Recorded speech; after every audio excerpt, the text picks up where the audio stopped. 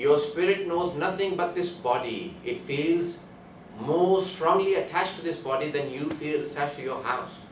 So it says, why are these changes coming to it? Why is the body being decayed? You apply different oils and creams to your body to look after yourself. And now that same body is under the ground, under the soil. You wore nice dresses to cover yourself from winter, to protect yourself from winter, and in summer, very nice thin clothes so you can get the air from. And now, that same body decays in front of your own eyes. What is it that attracts that body not to decay? Or it doesn't matter, it is the spiritual side of you, which we do not care in this world about. You do not care so much about your spiritual life. The hereafter is longer than this world. This world is only a dunya mazra'atul akhirah. Sorry. This world is only the field where you harvest and you put the seeds in, but you will cut the plant in the hereafter. This world is only to place the seeds in. The fruit will be in the hereafter. So whatever you do, the fruits will be in the hereafter. You plant and the hereafter will give you the fruit. Good or bad. Many times you do good things, so you will see the good outcome. And many times evil doing, see evil outcomes in the hereafter. So the spiritual side is very important, in the sense that you're hereafter. And why? Is it just? Is it justice of God that for only 60, 70, 80 years of life or 100 years of life, for eternity you will be in the hellfire, or for eternity you will be in the paradise? They say even for little doings in this world, if I was to pick up a knife, excuse me for this example, but if I was to pick up a knife and poke in my own eye, the act will be only a few seconds, but the loss of the eye will be for the whole life. Likewise in the hereafter, the things that you may do will be only for 70, 80 years, 100 years, but the hereafter, the consequences will be eternal. Why? Because if you were to live for another 100,000 years, you would continue the same life that you lived in the first 100 years, you would continue the same in the next 100,000 years, a million years, because that's how we are. I have gone on about the topic which I want to develop, and I have said a little bit about the hereafter, but now I want to touch more about this world, because that's where we are. How does it concern us? What is more important is this world. How does it affect? There may be different psychological approaches to the spiritual development and physical development. How it happens and what changes come to life. There are many different theories, and new theories keep coming every year, probably every few years. In Europe and in America, probably also in Asia and other countries. Many different theories, what changes come to this body and to the human psychology. The Quran also talks about them. I will briefly touch upon the teachings of the Holy Quran. There are 3 different types of spiritual sides of the human beings that the Quran has talked about. The Quran says that there is this nafs-e ammara, as it talks about, or the evil self. When a person thinks nothing but about selfishness, about his own self, about this world, nothing to do with the hereafter, that self may become very evil in the sense that he may only serve his own desires. The Quran in fact goes on to say, have you seen the one who has taken his desires to be his God? Your own desires become your God. My own evil desires may become my God. I may be serving the wealth so much so that, not that it has become a need, but it has become my God. Many times things become, you start to worship them, you start to serve them.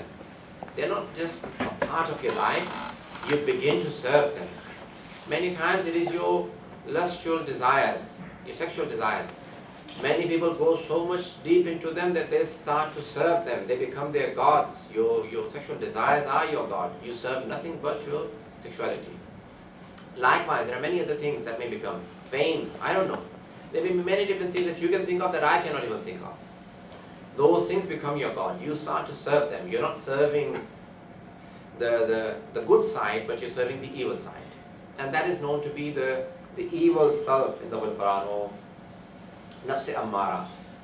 The second side that the Quran has addressed is Nafs Lawama, or the self-accusing soul. The self-accusing soul. When you do bad, you accuse yourself. I shouldn't have done that. I'm a better person than that. I shouldn't have gone to hurt someone. I shouldn't have hit them. I'll just give you one outline on the Islamic perspective on the good and evil. Islam believes that there is a logical basis for good and evil. There is a logical basis for good and evil. How? There are certain evils that even if no messenger came from God to tell you that this is evil, your logic still guides you that this is evil. For example, if there was no prophet, there was no teacher, there was no messenger, there was no priest, there was no preacher to tell you that this is evil, your logic still tells you that this is evil. Lying is evil. Injustice or oppression is evil. Murder is evil. Theft, certain things that no one needs to tell you that these are evil. You will still know them. You don't need to follow a religion to know that these are evil things. And that's what you call that there is a logical basis for evil and good. Good and evil. Yes? Even if you did not follow Islam, you will still be held responsible on the Day of Judgment for these evil acts. And there are certain things which are known to be good. Even if you did not follow a religion, they will still be good. For example, telling the truth. For example, justice, helping others, many things. There's a whole list. I do not wish to go into that. But that's, even if you are not following a religion, your self-accusing self or soul would tell you that this is evil. There are many stories in Islam that say what should be condemned is selfishness. What happens is that many times people who are like myself, who become religious, they become religious and they say that I want to go to the paradise or heaven. And they are not serving God many times. They are serving that inner self again, that I want to become better and I want to do good for the hereafter. That is regarded as selfishness. Life is not to be lived for oneself. Life is to be lived for others. When Noah's Ark is famous, or most of the religions believe in Noah, like the Jews, Christians, Muslims, everyone.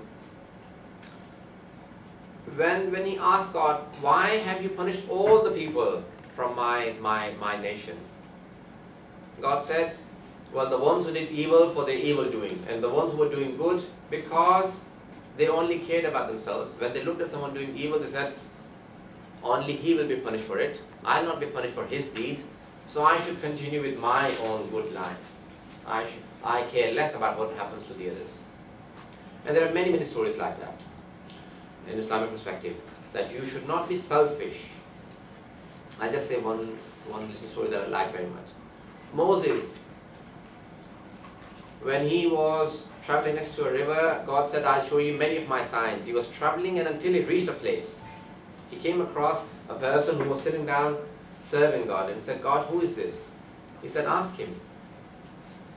He said, who are you? He said, I have been hiding from the people. How do you know that I am here? He said, God guided me to you. Who are you? He said, I was a very sinful person, and I took a corner to repent, and I'm trying to do good deeds.